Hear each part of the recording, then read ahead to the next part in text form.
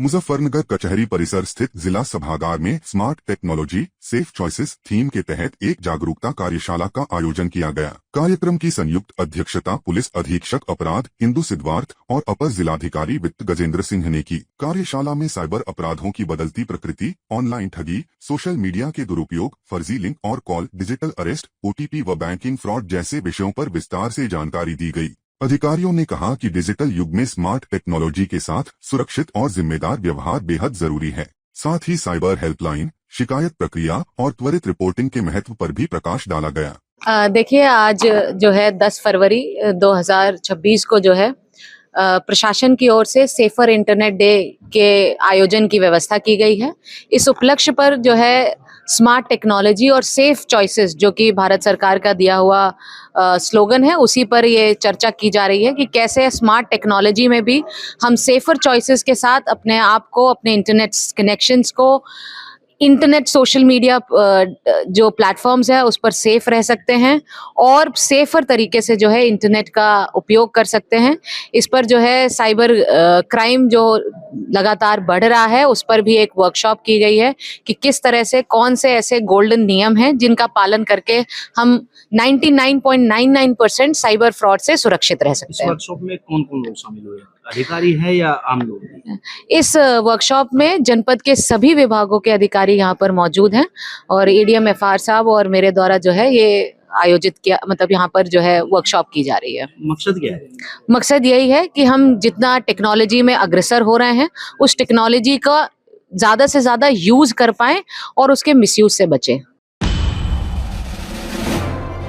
मुजफ्फरनगर में लगातार बढ़ रहे लापता बच्चों, महिलाओं और पुरुषों के मामलों को लेकर राष्ट्रीय हिंदू शक्ति संगठन ने जिलाधिकारी को ज्ञापन सौंपा। संगठन ने कहा कि देश भर में लापता होने की घटनाएं तेजी से बढ़ रही हैं, लेकिन स्थानीय स्तर पर पुलिस और प्रशासन इसे गंभीरता से नहीं ले रहा। संगठन ने आशंका जताई कि कई मामले मानव तस्करी से जुड़े हो सकते हैं। ज्ञापन में सुप्रीम कोर्ट के सेवानिवृत्त न्यायाधीश की अध्यक्षता में उच्च स्तरीय समिति बनाने, जिला स्तर पर नेशनल ह्यूमन ट्रैकिंग एजेंसी को सक्रिय करने, लावारिस शवों की DNA जांच और लापता मामलों पर त्वरित कार्रवाई की मांग की गई। संगठन ने कहा कि यह मुद्दा मानवता और समाज की सुरक्षा से जुड़ा है, जिस पर तत्काल ठोस कदम उठाए जाने चाहिए। सरिता शर्मा अरोड़ा। समस्या थी कि जो अभी कुछ दिन पहले न्यूज़ में आया था कि दिल्ली से बहुत सारी महिलाओं, 15 दिन का आंकड़ा था कि 750 से ज़्यादा महिलाएं, पुरुष और बच्चे, पुरुषों की संख्या अलग से है, बच्चे काफ़ी लोग लापता हुए थे। तो इस तरह के आंकड़े जब सामने आए तो हम लोग को लगा कि इस बारे में हम लोग आपसे चर्चा करें और हम लोग DM साहब से मिलकर एक ज्ञापन दिया है कि देश भर में लापता महिलाएं, बच्चों और पुरुषों की आप इनको जानकारी जुटाइए। NCRB को इसकी जानकारी जुटा के दीजिए। NCRB जो होती है नेशनल क्राइम के लिए होती है, जो जांच करती हैं, तो उनको आंकड़े जुटाकर हम लोग को ये देखना है कि इनसे कहीं मानव तस्करी तो नहीं हो रही है, कहीं अंगों की तस्करी तो नहीं हो रही है। बहुत सारी महिलाएं, लड़कियां लापता होती जा रही हैं और जिनकी बहुत सारे लोग तो रिपोर्ट भी दर्ज नहीं कराते घर वाले शर्मिंदगी की वजह से। एक लड़की की 5-5 करोड़ कीमत, उसके अगर पार्ट्स बेचे जाएं तो 5-5 करोड़ कीमत लगाई जा रही है। इस तरह के हम लोगों ने सोशल मीडिया पे देखा है कि जो उसका एक पार्ट करके बेच दिया जाता है। तो इसको बड़ी गंभीरता से लेना चाहिए शासन प्रशासन को। इसी बात को मद्देनज़र रखते हुए हम लोग आज DM साहब से मिले थे और हमने इस बात की चर्चा की कि आप मानव तस्करी से संबंधित मुद्दा तो नहीं है, गुमशुदगी की जितनी भी रिपोर्ट्स आई हैं उनको संज्ञान में लिया जाना चाहिए, उन पर गहनता से जाँच करनी चाहिए और जो इस पर मुजरिम है, जो लोग इसके बारे में पकड़े जाते हैं कि जो लोग लोगों को चुरा रहे हैं या गुमशुदा कर रहे हैं या लापता करवा रहे हैं, उन लोग को सख्त से सख्त सज़ा दी जाए, तत्काल फांसी दी जाए, फास्ट ट्रैक कोर्ट में उनका मुकदमा चलाया जाए और 3 महीने के अंदर ही उसको निपटारा किया जाए। हाँ, हमने कहा है कि सुप्रीम कोर्ट के जज जी की कमेटी बनानी चाहिए, उनकी अध्यक्षता में कमेटी बनानी चाहिए ताकि सही तरीके से इसका निपटारा किया जाए। आज माननीय प्रधानमंत्री महोदय को और माननीय गृह मंत्री महोदय को राष्ट्रीय हिंदू शक्ति संगठन द्वारा ज्ञापन प्रेषित किया गया है। इस ज्ञापन में हम लोगों ने मांग की है कि देश भर से जो लापता बच्चे हैं, महिलाएं हैं, पुरुष हैं, उन सब का आंकड़ा NCRB मंगाए और वहां पर अपना पूरा आंकड़ा होना चाहिए। और जो मामले लगभग 20% ही दर्ज हो रहे हैं, 80% मामले दर्ज भी नहीं हो रहे हैं जिलों के अंदर, तो उन सबको दर्ज किया जाना चाहिए। और जो लावारिस लाशें मिल रही हैं उनका DNA टेस्ट जो है करवाकर उसे सुरक्षित रखना चाहिए, जिससे कि जो अगर ऐसा लगे कि हाँ वो मिलता जुलता कहीं किसी का लापते का मामला है तो वो उससे जो है मतलब मिलान कराकर उनके सुपुर्द करना चाहिए।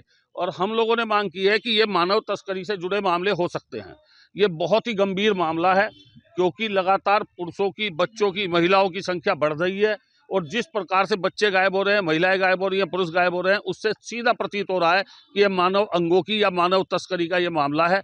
नेपाल बॉर्डर के माध्यम से और बांग्लादेश बॉर्डर के माध्यम से हो सकता है कि ये मानव तस्करी के रूप में जा रहा हो मामला, मतलब इन्हें निकाला जा रहा हो। अभी कुछ दिन पहले झारखंड में भी मानव तस्करी का एक बोकारो में पकड़ा गया है मामला, उसमें भी इसी तरीके से बच्चों को बांग्लादेश की सीमा से बाहर भेजा जा रहा था।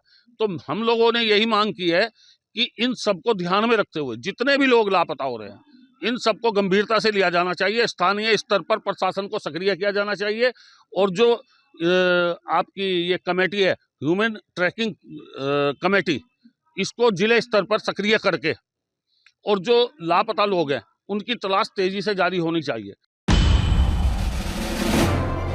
मुजफ्फरनगर में ऑल इंडिया मजलिस इत्तेहादुल मुस्लिमीन यानी एमीन के प्रस्तावित राजनीतिक कार्यक्रम को लेकर बड़ा विवाद खड़ा हो गया है। एमीन ने जिला प्रशासन पर गंभीर आरोप लगाते हुए कहा है कि जानबूझकर उनके कार्यक्रम को अनुमति नहीं दी जा रही। पार्टी के जिला अध्यक्ष मौलाना इमरान कासमी के अनुसार 11 फरवरी 2026 को बुढ़ाना में प्रदेश अध्यक्ष हाजी शौकत अली का कार्यक्रम प्रस्तावित था, जिसके लिए समय से आवेदन किया गया, लेकिन अब तक स्वीकृति नहीं मिली। वैकल्पिक स्थान के लिए भी अनुमति नहीं दी गई। एमीन का कहना है कि अन्य दलों को कार्यक्रम की अनुमति मिल रही है, जबकि उनके साथ भेदभाव किया जा रहा है। हाजी दीन मोहम्मद ने जिलाधिकारी से जल्द अनुमति देने की मांग की है, ताकि पार्टी शांतिपूर्ण तरीके से अपना लोकतांत्रिक कार्यक्रम कर सके। मेरा नाम चौधरी अतुल अलावत। मामला ये है, हम अपनी पार्टी की परमिशन लेने आए थे। कई जगह हमने परमिशन डाली है, परमिशन कैंसिल करते हैं। सीधी सी बात हमारे समझ में तो एक आ रही है कि सरकार चाह रही है हिंदू मुस्लिम करना, और जनता अब जो समझदार हो चुकी है, कोई हिंदू मुस्लिम होने का सरकार की राजनीति है। मंदिर और मस्जिद तीसरा मुद्दा कोई नहीं है, ना शिक्षा, ना पढ़ाई, ना रोजगार, कुछ नहीं है। मैं गौवंश रक्षक भी हूँ, मेरी ट्रस्ट है जनित गौशाला। सरकार इतनी होगी, गाय के नाम से वोट भी कर रही है और गाय को फिर भी दुर्गति हो रही है। मुस्लिम समाज मेरे साथ जुड़ के गौवंश की रक्षा कर रहा है, सेवा भी कर रहा है। उसके बावजूद भी सरकार चाह रही है कि इनकी कोई परमिशन ना हो। अगर हमारी परमिशन नहीं होती 1%, तो मैं इतनी हिम्मत रखता हूं, मैं जबरदस्ती प्रोग्राम कर दूंगा डीएम कार्यालय पे। जब सबके प्रोग्राम होते हैं, सब करते हैं, हमारा सिर्फ मतलब है, हम सिर्फ अब खबर डालेंगे LIU को, उसके बाद में हम किसी डीएम को ज्ञापन दें, ना किसी SDM को ज्ञापन दें। LIU हमारी खबर पहुंचा दे, हम प्रोग्राम करें। पश्चिम उत्तर प्रदेश ऑल इंडिया मजलिस इत्तेहादुल मुस्लिमीन कलेक्ट्रेट में आने का जो उद्देश्य था, ये था तकरीबन 8-9 महीने के समथिंग हो गया है। जिला पंचायत के चुनाव चल रहे हैं और जिला प्रशासन हमारे साथ बहुत दुर्व्यवहार कर रहा है। कहीं भी हमें प्रोग्राम की परमिशन नहीं दी जा रही है। हम संवैधानिक तौर पर प्रोग्राम करना चाह रहे हैं, लेकिन जहाँ भी हम लोग परमिशन की कोशिश करते हैं, परमिशन जिला प्रशासन हमें नहीं दे रहा है प्रोग्राम करने की। ना ही नुक्कड़ सभाएं कर पा रहे हैं, ना ही कोई हम पंचायती प्रोग्राम कर पा रहे हैं। नहीं, सभी को परमिशन मिल रही है। जो अभद्र भाषा का इस्तेमाल कर रहे हैं, जो भड़काऊ बयान दे रहे हैं, भड़काऊ भाषण दे रहे हैं, उनको परमिशन मिल रही है। हम लोगों को क्यों नहीं मिल रही? हमारी पार्टी संवैधानिक पार्टी है और आने वाली 11 तारीख को हमारे सदर मोहतरम प्रदेश अध्यक्ष हाजी शौकत अली साहब आ रहे हैं।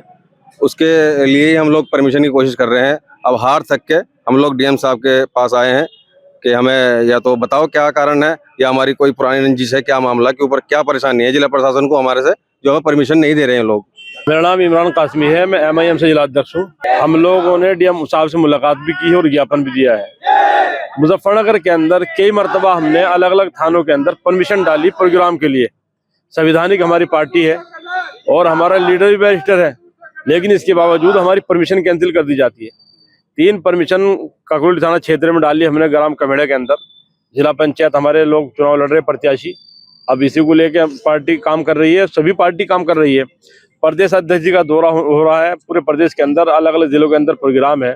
तो प्रदेश अध्यक्ष जी का प्रोग्राम होना तो 11 तारीख के अंदर। बुढ़ाना पुलिस इस तरह परेशान कर रही है, हम जाते हैं, बोला शाम में आना है, सुबह में आना है और ये करना वो करना है।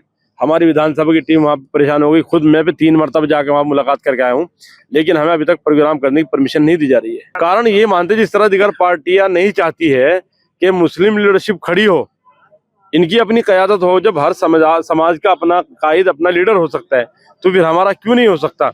तो इसी तरीके से बीजेपी भी नहीं चाह रही कि हमारी पार्टी खड़ी हो जाए, क्योंकि अब इस वक्त सबके अंदर बौखलाहट है कि MIM वजूद के अंदर आ चुकी है और गरीबों का और मजलूमों का हक मांग रही है। और पार्टी सरकार ये नहीं चाहती कि गरीब का हक मिले या गरीब की कोई आवाज़ उठाने वाला हो। सरकार ये चाहती है कि सब अनपढ़ रहे, जाहिल रहे, ताकि इनकी कोई आवाज़ न उठा सके, न इनकी कोई आवाज़ सुन सके। अगर हमारी मांगे पूरी नहीं होती हम फिर परमिशन डालेंगे, और उसके बावजूद फिर परमिशन नहीं मिलती क्योंकि हम संवैधानिक लोग हैं, तो फिर हम प्रोग्राम करेंगे बगैर परमिशन के भी। महिलाओं के स्वास्थ्य से संबंधित, ये उनके स्वाभिमान से संबंधित और उनकी सुरक्षा के लिए ये बहुत अहम कदम है। स्वागत योग्य है कि रेलवे डिपार्टमेंट ने इस पर प्रस्ताव बनाया हुआ है, और आदरणीय प्रधानमंत्री जी का मैं बहुत बहुत धन्यवाद देना चाहती हूँ कि जो एक अलग पैदा करी है उन्होंने विमेन सेंसिटाइजेशन पर पूरे देश में। मैं समझती हूँ हर डिपार्टमेंट ये कोशिश कर रहा है कि हम वुमेन एम्पावरमेंट को बहुत सीरियसली लें, और ये कहते हैं कि देखिए बाथरूम जो है बनना अलग से ये एक मैसेज देने का भी काम करेगा, क्योंकि महिलाओं के जहाँ से मुझे लगता है कि ये अस्मिता का सवाल है, उनकी सुरक्षा का सवाल है, और सबसे बड़ी बात है कि साफ टॉयलेट, स्वच्छता ये बहुत जरूरी होती है, क्योंकि कितनी सारी बीमारियां आपको जो है गंदा बाथरूम इस्तेमाल करने से होती हैं, और असहज नहीं महसूस करेगी महिला। रेलवे स्टेशन पर इतनी भीड़ भाड़ होती है, ऐसी जगह होती है जहां पर जो है हर तरीके का आदमी आता है, बहुत अन्य मतलब क्षेत्रों से आता है हर कोई व्यक्ति। कोई जरूरी नहीं कि कोई पढ़ा लिखा ही आदमी आता है, उसमें कैसे भी लोग आते हैं, क्योंकि रेल एक ऐसा माध्यम है हमारे देश में जिससे आदमी कहीं भी कभी भी किसी समय भी जा सकता है। तो बहुत स्वागत योग्य है ये।